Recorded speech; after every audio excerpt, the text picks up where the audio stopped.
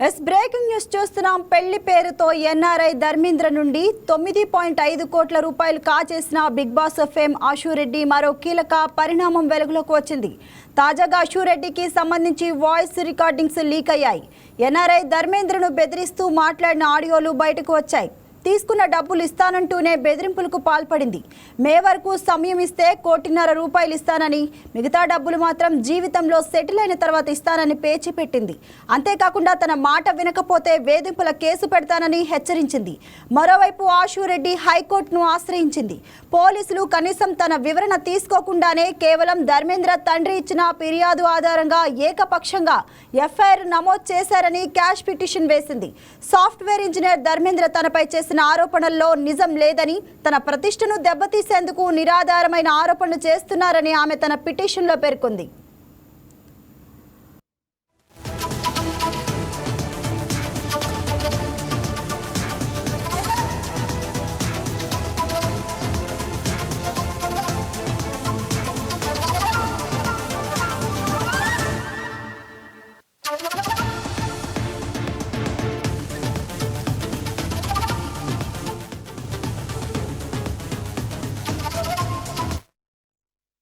మళ్ళీ ప్రవీణ్ అక్కకు ఫోన్ చేసావని చెప్పి కాల్ చేసింది నాకు. Okay, that is your wish, చేసావు. నేను ఇప్పుడు నీకు మళ్ళీ చెప్తున్నాను, మే వరకు టైం ఇస్తే నీకు 1.5 తిరిగి వెనక్కి ఇచ్చేస్తాను త్రూ అకౌంట్. అర్థమైందా? త్రూ అకౌంట్ మే వరకు టైం ఇస్తే నేను నీకు మళ్ళీ వెనక్కి ఇచ్చేస్తాను. ఆ మిగిలిన డబ్బులు అంటావా, నేను లైఫ్ లో సెటిల్ అయినప్పుడు నా దగ్గర ఉన్నప్పుడు నేను ఇస్తాను. అది కూడా నేను ఇవ్వను అనట్లేదు. లేదు కుదరదు, నాకు ఇదంతా అవ్వదు అంటే పెద్ద మనుషులకి నువ్వే ఫోన్ చేసావు కదా. నా జీవితంలో పెద్ద మనుషులు ప్రవీణ గారు మాత్రమే.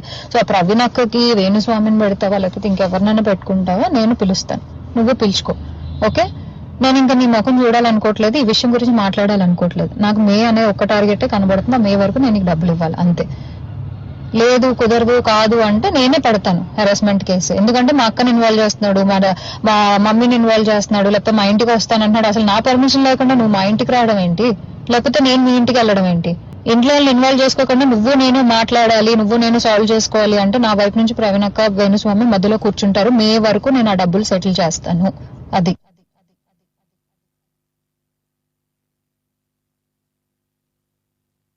వెంకీ, నువ్వు ఇప్పుడు మళ్ళీ ప్రవీణ్ అక్కకు ఫోన్ చేసావని చెప్పి కాల్ చేసింది నాకు.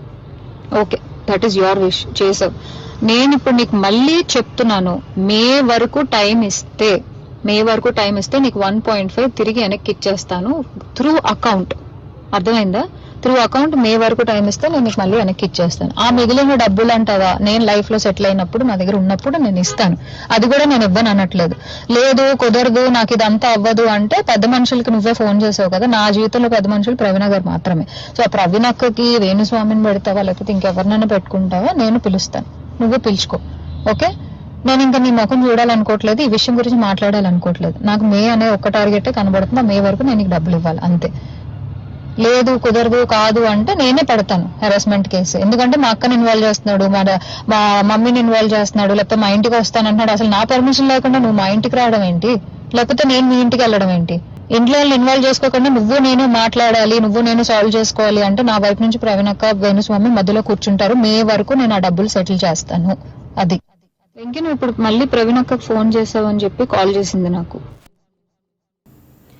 దీనిపై మరింత సమాచారం మా ఎగ్జిక్యూటివ్ ఎడిటర్ శ్రీనివాస్ ఫోన్ ద్వారా అందిస్తారు.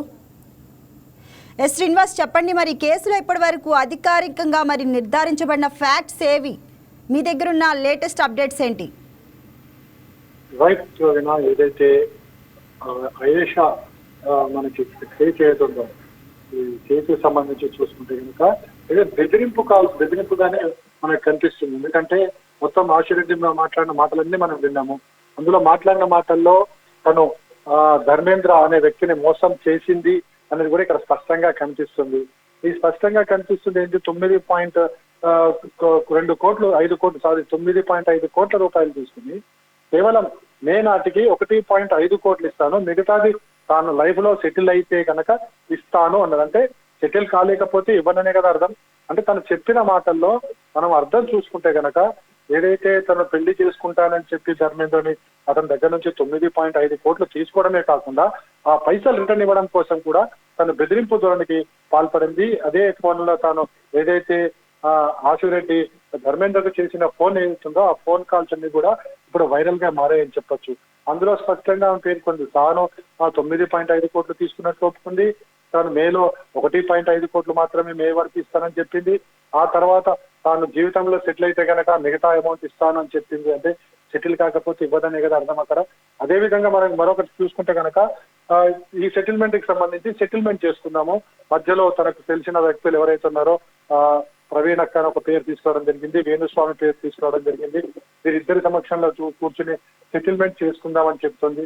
అంటే ఇక్కడ స్పష్టంగా తాను ధర్మేంద్ర దగ్గర నుంచి పైసలు ఎంతో కొంత మొత్తంలో పైసలు తీసుకుందని ఇక్కడ స్పష్టమవుతుంది.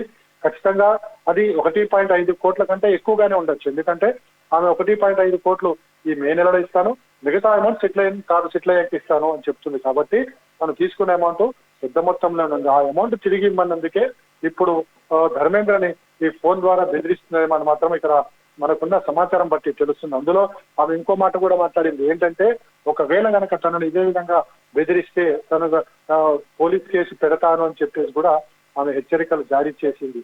అంటే దీన్ని బట్టి చూసుకుంటే కనుక తను అప్పు తీసుకోవడమే కాదు, పెళ్లి చేసుకుంటారని నమ్మించి ధర్మేంద్ర దగ్గర నుంచి పైసలు తీసుకోవడమే కాదు, తిరిగి ఇవ్వకుండా ఉండేందుకు ఈ తరహా బెదిరింపులకు పాల్పడుతుందేమో అనే అనుమానాలు కూడా మనకి నిపుణులు చెప్తున్న దాన్ని బట్టి తెలుస్తుంది. అంటే తన అక్కకి కాల్ చేసినా, తన తల్లికి కాల్ చేస్తున్నావు, మా ఇంటికి వస్తావు, అలా చెప్పా పెట్టకుండా ఇంటికి వస్తే మీద కేసు పెడతాము అనే మాటలు ఏవైతున్నాయో అవన్నీ కూడా బెదిరింపు ధోరణి కిందకే వస్తాయి. ఎందుకంటే వన్స్ ఒకసారి తాను తప్పు చేసింది, తను అతని దగ్గర నుంచి పెళ్లి చేసుకుంటాను నమ్మించి కొన్ని కోట్ల రూపాయలు తీసుకుంది. ఆ కోట్ల రూపాయలు తీసుకున్న తర్వాత కూడా తిరిగి చెల్లించకుండా ఈ విధంగా బెదిరింపు ధోరణికి పాల్పడుతుంది అనేది మాత్రం ఇక్కడ స్పష్టంగా తెలుస్తుంది.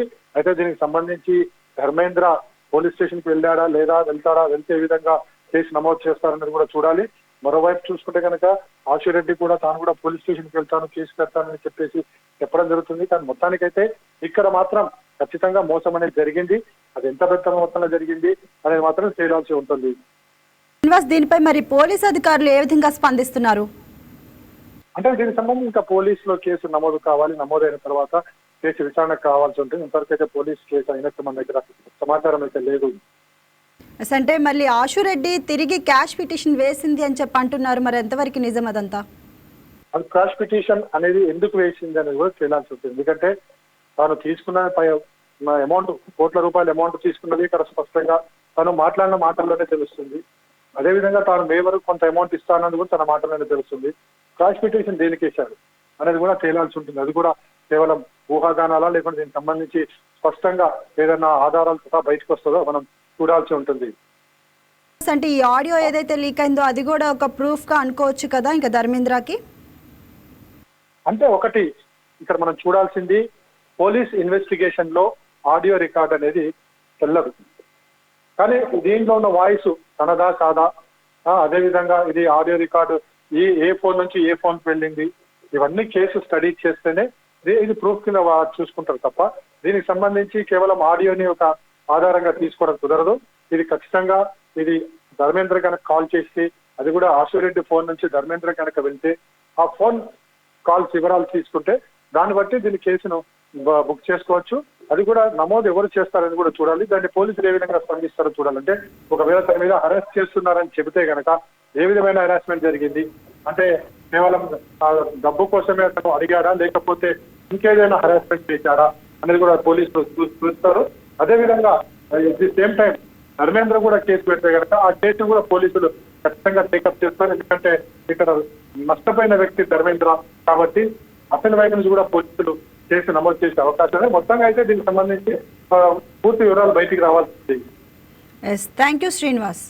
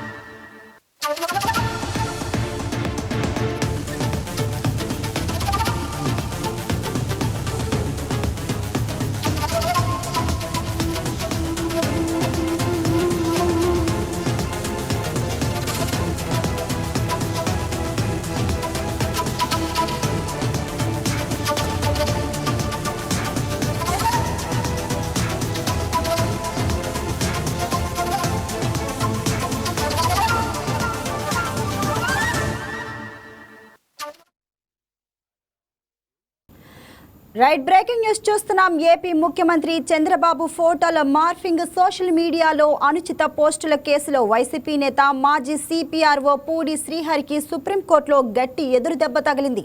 ఆయనకు ముందస్తు బెయిల్ మంజూరు చేసేందుకు, విచారణ నుంచి మధ్యంతర ఉపశమనం కలిగించేందుకు అత్యున్నత న్యాయస్థానం నిరాకరించింది. ముఖ్యమంత్రికి వ్యతిరేకంగా మార్ఫింగ్ ఫోటోలు, కార్టూన్ల పోస్టు చేసిన ఆరోపణలపై పోలీసులు పూడి శ్రీహరిని అరెస్ట్ చేసి రిమాండ్కు తరలించాలని కుప్పం ట్రయల్ కోర్టులో పిటిషన్ దాఖలు చేశారు. అయితే ఆ సమయంలో కుప్పం కోర్టు రిమాండ్కు అంగీకరించకుండా ఆయనకు బెయిల్ మంజూరు చేసింది. ఈ ఉత్తర్వులను సవాల్ చేస్తూ ఏపీ పోలీసులు హైకోర్టును ఆశ్రయించగా కుప్పం కోర్టు ఇచ్చిన ఆదేశాలను హైకోర్టు తాత్కాలికంగా సస్పెండ్ చేస్తూ విచారణకు సహకరించాలని శ్రీహరిని ఆదేశించింది.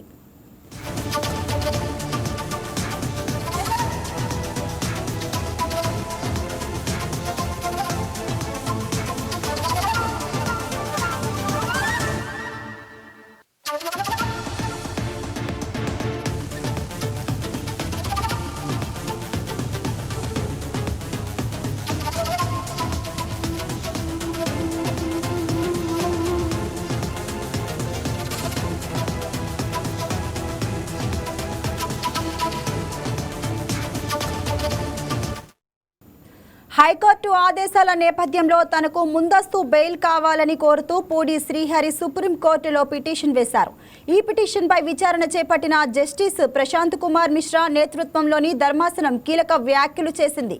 కుప్పం కోర్టు గతంలో ఇచ్చిన రిమాండ్ తిరస్కరణ ఉత్తర్వుల సస్పెన్షన్ కొనసాగుతుందని స్పష్టం చేసింది. శ్రీహరికి ముందస్తు బెయిల్ ఇచ్చేందుకు ధర్మాసనం అంగీకరించలేదు. పోలీసుల విచారణకు సహకరించాల్సిందేనని సూచించింది.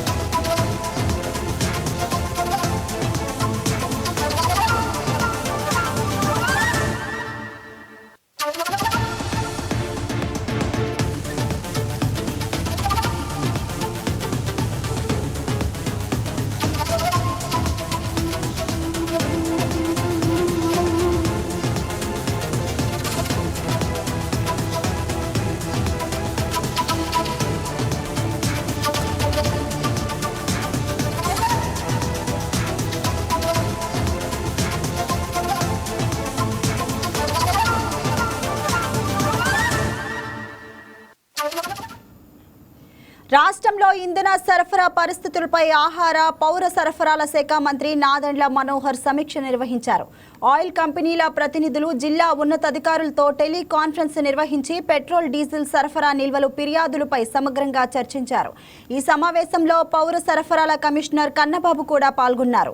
రాష్ట్రంలో కొంతమంది పెట్రోల్ బంకులు నిల్వలు ఉన్నప్పటికీ లేవని చెబుతూ ప్రజలను ఇబ్బందులకు గురి చేస్తున్నట్లు ఫిర్యాదులు వస్తున్నాయని మంత్రి తెలిపారు. అలాంటి బంకులపై కఠిన చర్యలు తీసుకుంటామని హెచ్చరించారు. బల్క్గా డీజిల్, పెట్రోల్ను పక్కదో పట్టిస్తే సహించబోమని స్పష్టం చేశారు. ఉపయోగించుకోవాలి. కన్వర్షన్ టు పిఎన్జి ద్వారా మీకు అన్ఇంటరప్టెడ్ గ్యాస్ సప్లై ఒకటి, రెండోది కాస్ట్ ఎఫిషియన్సీ కూడా చాలా 30% కాస్ట్ ఎఫిషియన్సీ ఉంటుంది. ఎనర్జీ ఎఫిషియెంట్ కూడా గ్యాస్తో పోల్చుకుంటే, అంటే ఎల్పిజి సిలిండర్తో పోల్చుకుంటే. కాబట్టి ఈ అవకాశాన్ని ప్రతి ఒక్కరు కూడా ఉపయోగించుకుంటారు మనస్ఫూర్తి కోరుతాం. 2,70,000 వరకు ఇమీడియట్గా ఇవ్వచ్చు. అవునండి, ఇమీడియట్గా ఇవ్వచ్చు. అండ్ అది ట్రంక్ లైన్స్ ఉన్నాయి కాబట్టి ఎప్పటికప్పుడు పెంచుకోవచ్చు, అదేం పెద్ద ప్రాబ్లం లేదండి. ఈ సిస్టర్ నెట్వర్క్స్ పైప్ లైన్ వరకు మాత్రం మొన్న క్యాబినెట్లో నిర్ణయం తీసుకున్నామండి. మున్సిపాలిటీస్ వితిన్ 24 hours వాళ్ళకి పర్మిషన్ ఇవ్వాలి, వాళ్ళు పైప్ లైన్ వేసుకోవడానికి. లేదంటే permission is deemed to have been given అండి. సో అది కొత్త చట్టం కూడా తీసుకొస్తున్నాం. దాని ప్రకారంగా ప్రతి మున్సిపాలిటీలో కూడా పైప్ లైన్ వేసుకోవడానికి ఇమీడియట్గా వాళ్ళకి పర్మిషన్ ఇవ్వాలి, ఆటంకాలు సృష్టించకూడదు.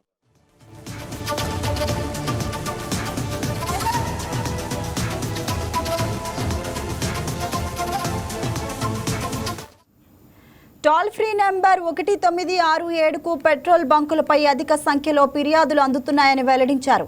జిల్లా వారీగా వచ్చిన నివేదికలను పరిశీలించి వెంటనే చర్యలు చేపట్టాలని అధికారులకు ఆదేశాలు జారీ చేశారు. రాష్ట్ర వ్యాప్తంగా డ్రై అవుట్ పరిస్థితులు తగ్గుముఖం పట్టాయని, ఆయిల్ కంపెనీల నుంచి డిస్పాచ్లు వేగవంతమయ్యాయని మంత్రి తెలిపారు. ప్రస్తుతం అమలు చేస్తున్న రేషన్ విధానం మంచి ఫలితాలిస్తుందని, పరిస్థితి పూర్తిగా అదుపులోకి వచ్చే వరకు అదే విధానం కొనసాగుతుందని చెప్పారు.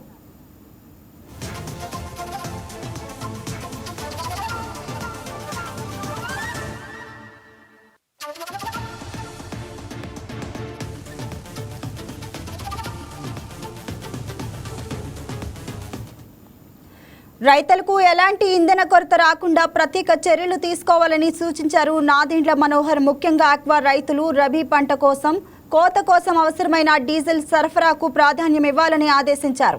వ్యవసాయ, రెవెన్యూ శాఖలు సమన్వయంతో పనిచేయాలని సూచించారు. కృత్రిమ కొరత సృష్టించే వారిపై క్రిమినల్ కేసులు నమోదు చేయాలని మంత్రి నాదెండ్ల స్పష్టం చేశారు.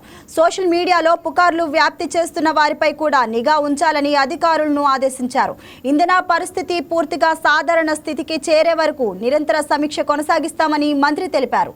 రాష్ట్ర ప్రజలకు ఇబ్బందులు లేకుండా సరఫరా వ్యవస్థను పటిష్టంగా నిర్వహిస్తామని హామీ ఇచ్చారు.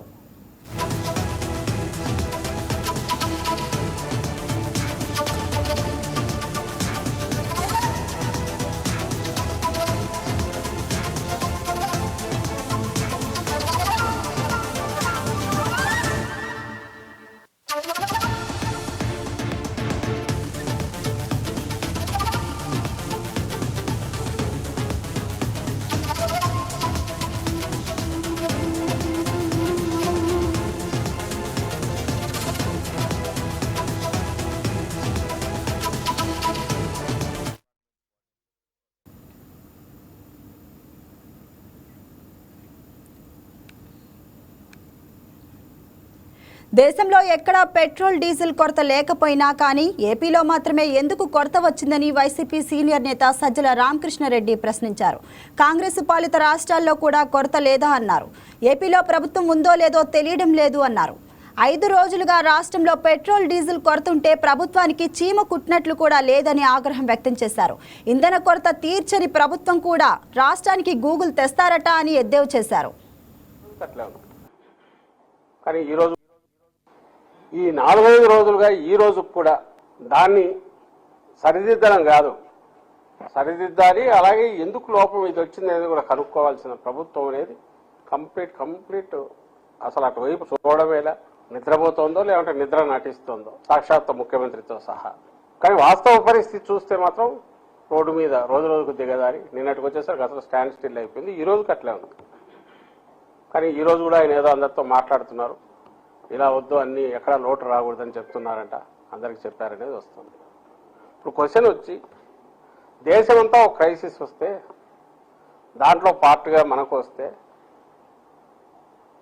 దాన్ని ఏమంటారో అబ్జర్వ్ చేయడంలోనూ, పట్టుకోవడంలోనూ, గమనించడంలోనూ కొంచెం అడ్మినిస్ట్రేటివ్ ఫెయిల్యూర్ ఏదన్నా ఉంది అనుకోవడానికి కూడా దీంట్లో అవకాశం లేదు. ఈ పరిస్థితి ఇంకెక్కడా లేదు, ఒక్క ఆంధ్రప్రదేశ్లో మాత్రమే ఉంది. ఏదైతే 2060, 47, 67, 3000 సంవత్సరం వరకు విజన్ పెట్టుకున్న ఆంధ్రప్రదేశ్, ఇంకా సరే ఢిల్లీలో చక్రం తిప్పడం అంటే ఆయన ఎప్పుడు ఇటో అటో తిప్పుతూనే ఉంటాడు. ఇప్పుడుగా ఓపెన్గానే తిప్పుతున్నారు.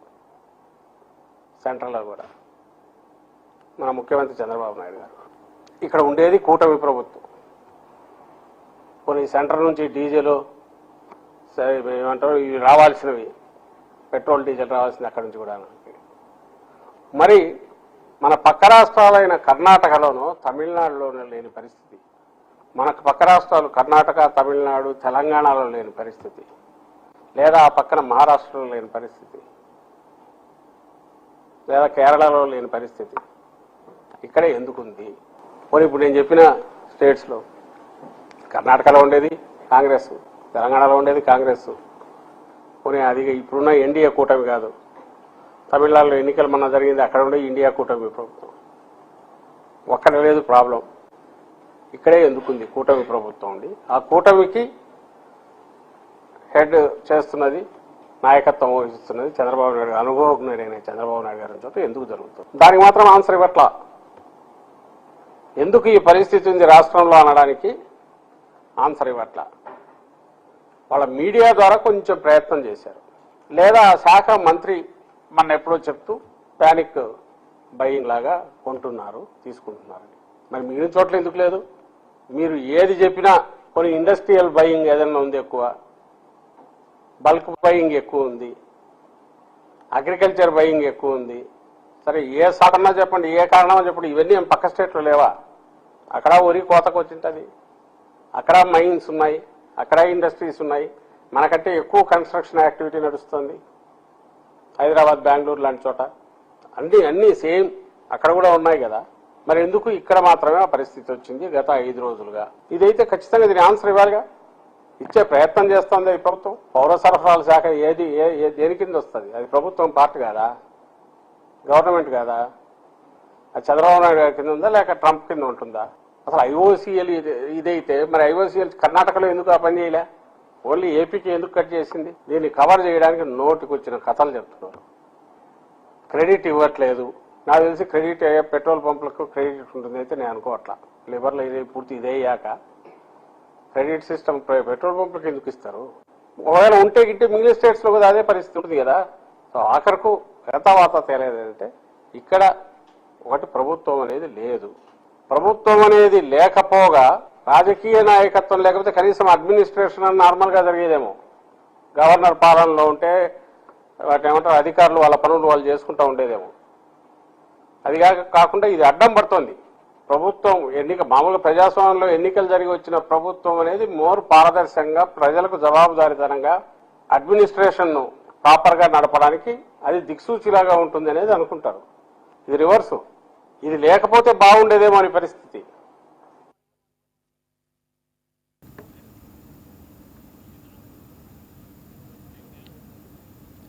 శ్రీకాకుళం జిల్లాలో పెట్రోల్ డీజిల్ కు కొరత లేదని శ్రీకాకుళం జిల్లా కలెక్టర్ స్వప్నిల్ దినకర్ పుణ్కర్ వెల్లడించారు. శ్రీకాకుళం నగరంలోని పలు పెట్రోల్ బంకులను ఆయన సందర్శించారు. ఈ సందర్భంగా వాహనదారులతో కాసేపు ముచ్చటించారు.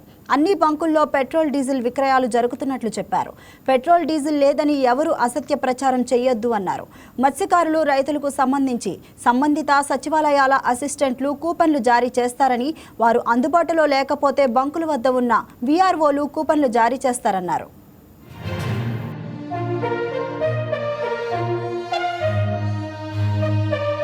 నమస్కారం. మన శ్రీకాకుళం జిల్లా టోటల్ పెట్రోల్ పంప్ 141. దీంట్లో ఇంకా అదనంగా కొన్ని ఈసార్ పెట్రోల్ పంప్ అలాగే నాయరా పెట్రోల్ పంప్ ఉన్నాయి. మనం తీసుకోవట్లేదు ఎందుకనే వాళ్ళ పైనుంచి సప్లై ఆపేసారు. సో మన హెచ్పిసిఎల్, డిపిసిఎల్ అలాగే ఐఓసిఎల్ మనకి గవర్నమెంట్ ఆయిల్ మార్కెటింగ్ కంపెనీస్ ద్వారా చేసిన పెట్రోల్ పంప్ లో ఈరోజు పొద్దున చూస్తే ఒక 5 డ్రై అవుట్, అంటే 5 చోట్ల డీజిల్ అండ్ పెట్రోల్ లేదు. అది మనకి సమాచారం వచ్చింది. ఈ సమాచారం వచ్చిన తర్వాత మళ్ళీ చేస్తే ఆల్రెడీ మనకి అనంతపురం నుంచి కానీ విశాఖపట్నం నుంచి ఆ ఆయిల్ ట్యాంకర్ లోడ్ అయి ఎటువైపు బయలుదేరేది. బహుశా 12, 1, 4 ఆ టైం పీరియడ్ లో, అంటే ఎంత దూరం ఉంది ఆ పెట్రోల్ పంప్ విశాఖపట్నం నుంచి, దీన్ని బట్టి మనకి ఆ ఆయిల్ ఈ రోజునే చేరిపోతుంది. సో కాబట్టి ఈ రోజు మాక్సిమం ఒక 4 గంటల వరకు ఒక్క పెట్రోల్ పంప్ కూడా శ్రీకాకుళంలో ఆయిల్ లేకుండా ఉండదు. ఒకవేళ ఉంటే అది కూడా అప్పటికప్పుడు సేల్స్ ఎక్కువ అయిపోయింది దీనివల్ల అవ్వచ్చు, బట్ కానీ ఒక్కటి కూడా ఉండదు. ఇప్పుడు నేను డేటా చెప్తాను. మన దగ్గర అంటే శ్రీకాకుళం జిల్లాలో డైలీ సేల్స్ చూస్తే పెట్రోల్ ఒక 160 కిలోలీటర్ ప్రతిరోజు మనం అమ్ముతాం యావరేజ్, అంటే ఇప్పుడు ఈ ఇష్యూ లేకుండా. అలాగే డీజిల్ చూస్తే 191 కేఎల్ అంటే కిలోలీటర్ మనం అమ్ముతాం. అదే మనం సండే చూస్తే, అంటే మొన్న చూస్తే పెట్రోల్ మనం 220 కిలో లీటర్ మనం అమ్మాం. అంటే దాదాపు ఒక